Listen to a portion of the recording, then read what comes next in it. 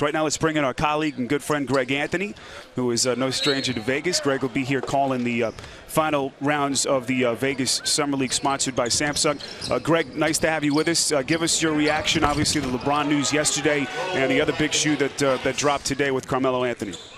Well, listen, I think this free agency, because of all the intrigue and obviously with LeBron leaving Miami after a pretty successful stint there with 4 appearances in the finals, has really changed the entire landscape of that Eastern Conference. Not surprised about Carmelo going back. I think he's got a lot of belief in Phil Jackson and his ability to put together a team, not to mention a little bit more stability in his bank account with the extra $35 million or so that he's going to be able to sign for.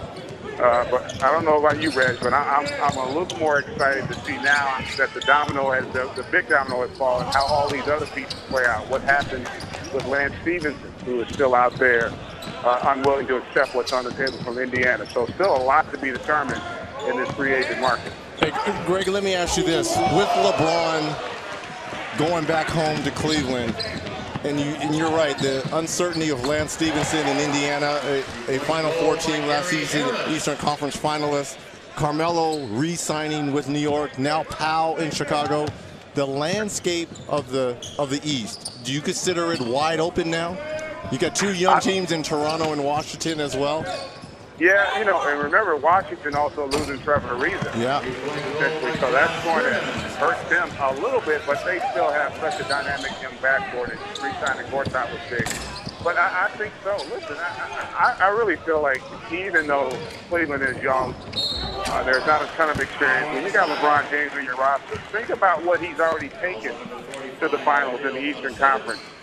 That group he had back when he took them against the Spurs his first time to the finals were not as talented as this group. So you got to expect that they're going to be a major player. Plus, they have a lot more flexibility. What kind of gets lost in all of LeBron's free agency talk is he also really did Cleveland a huge favor, because think about it, the 4 years he was gone, they had 3 #1 overall picks. Yeah. So that's a lot of talent to be able to accrue. And now the possibility of maybe bringing in a Kevin Love or someone of that stature becomes a lot more likely moving forward, as Cleveland now really tries to be a team and has a legitimate chance to win a world championship.